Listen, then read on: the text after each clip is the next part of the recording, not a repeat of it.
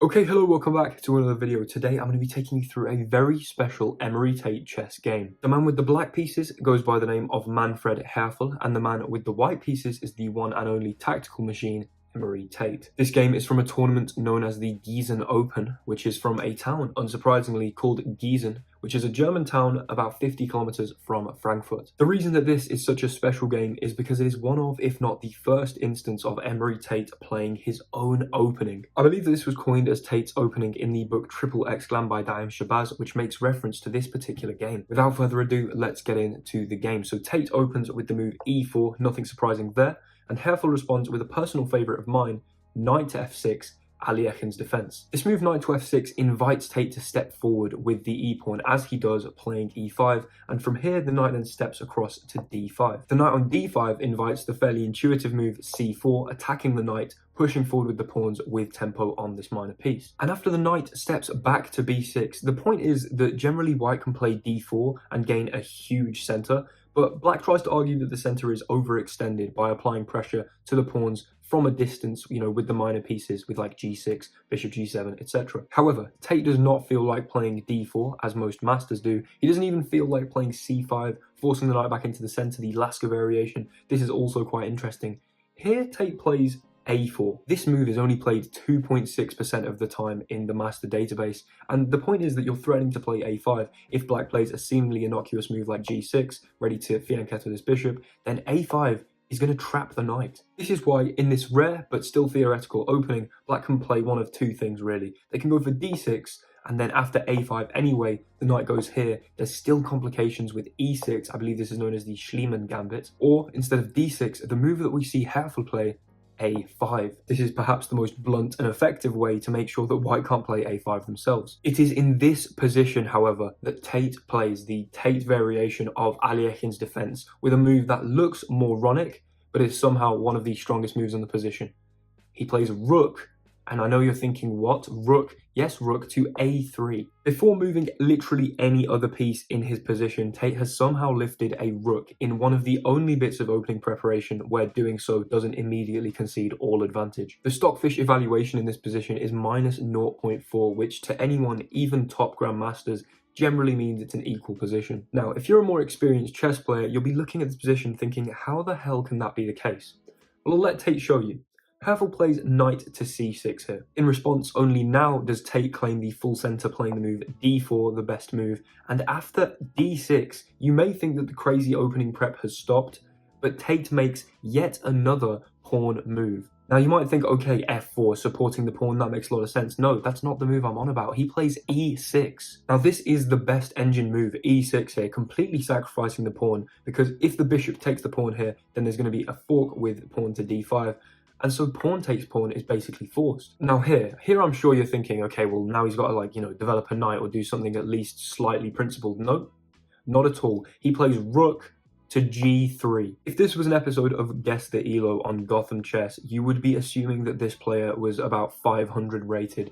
No more than that, let alone 2335. And the most fascinating part is the evaluation in this position is 0.0. Even Stockfish cannot find a problem with what Tate's done here. Now the reason behind this pawn sacrifice was to, stop the easy development of either of the bishops and give Herfel, quite a chunky and annoying center to play through. So he tries to remedy this by playing the move e5. This provokes Tate to make his 7th pawn move on the 9th move of the game, playing d5, pushing past and attacking the knight. Herfel's knight jumps into the center with knight to d4, and finally Tate develops one of his pieces, bishop to e3, putting pressure on this knight, threatening to take, and after pawn takes, recapture the center pawn with queen. Herfel plays bishop to f5, putting pressure on this knight such that the queen can't venture off to d4 and leave that knight unguarded. So Tate just plays bishop to d3, challenging this light square bishop head on. He is perfectly happy with an exchange of bishops that would leave his queen lifted and more active. Herfel obviously doesn't want to go for this, and so plays queen d7, defending his bishop. Tate now removes that excellently positioned knight from the center of the board by just taking it,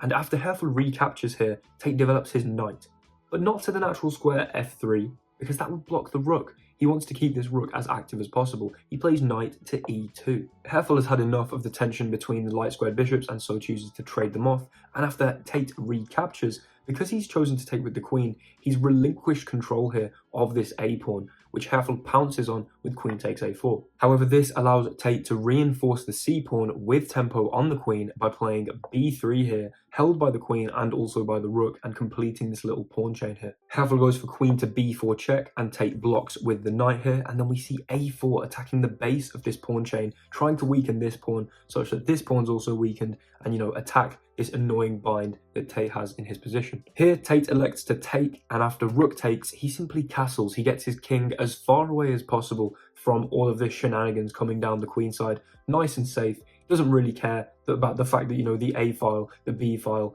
and the C file might soon become open. His king is safe on g1. Herfel here finds the best continuation with rook to a2, putting pressure along that second rank on both of the knights. More pertinently, he is currently threatening to take that knight on d2, which prompts Tate to play the move rook to d1. Rook d1 was of course played to defend this knight, and after Herfel goes for queen to a4, hitting the rook again, Tate just steps across with rook to c1. Let's take a step back from the position here and just do a quick material count-up.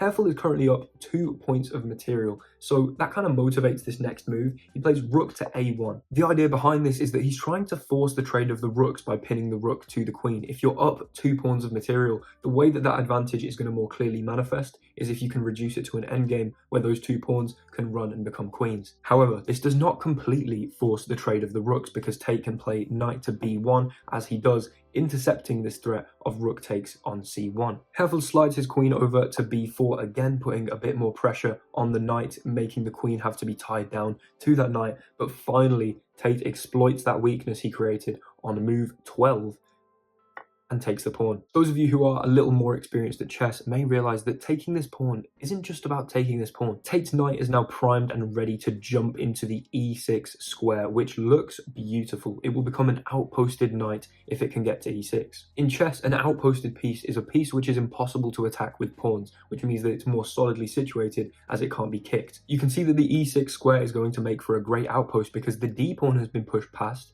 and there is no f-pawn, or rather there is no black f-pawn in the file. So, the knight goes into e6. Because pawns cannot move backwards, of course, there is no way that you can ever try and remove this knight with a pawn on f7 or d7. Herfel decides to take the pawn on c4, which is a perfectly reasonable move. He wants to claim this material and, get rid of this quite strong bind on the queen side.